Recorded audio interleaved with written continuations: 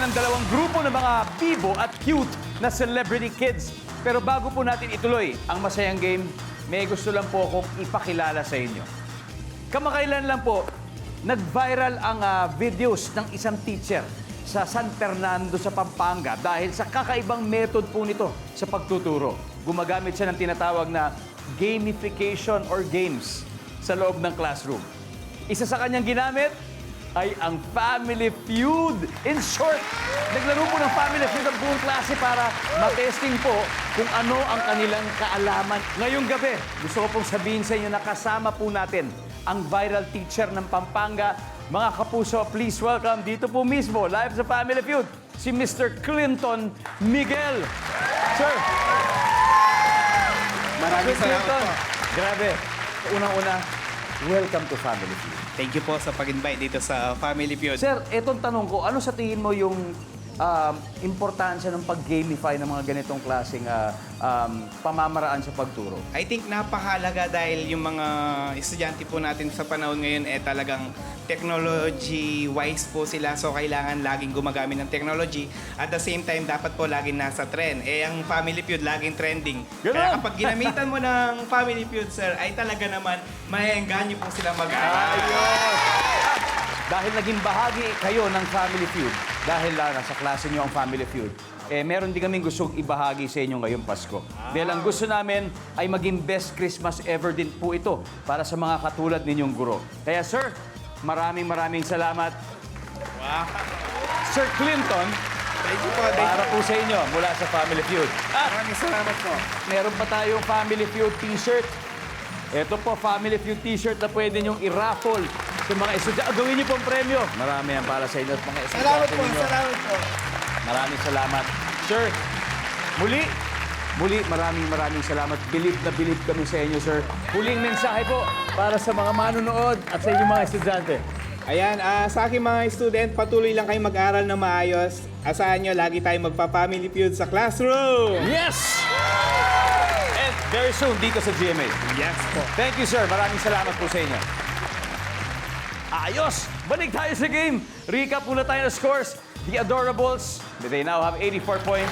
While the Lovables, may 84 din tabla po. Kaya maglalaban naman ngayon ang 9 years old na si Kian at ang 9 years old na taga-Tarlac na si Trisha. Let's go play round 3.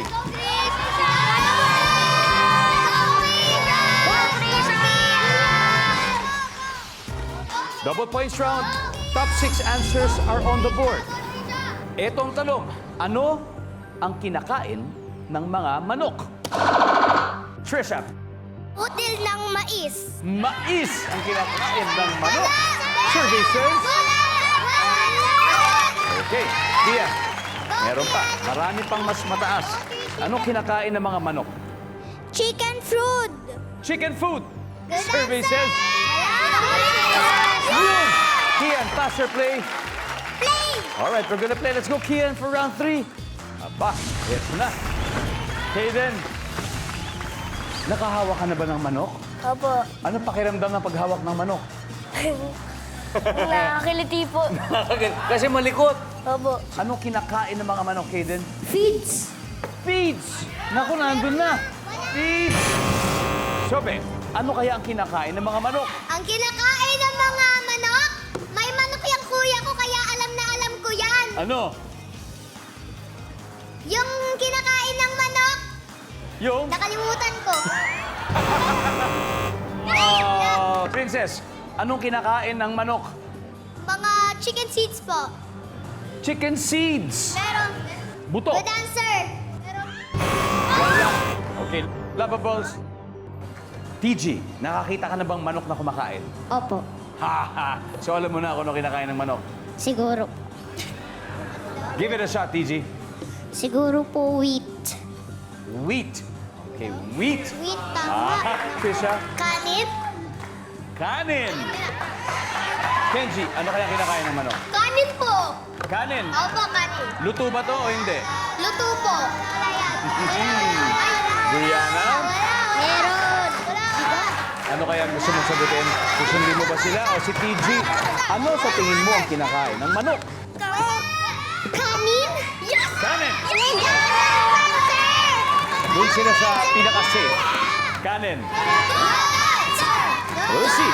Nandyan po ba ang kanin? Survey says, alamin natin kung tama sa pagbabalik ng Family Feud.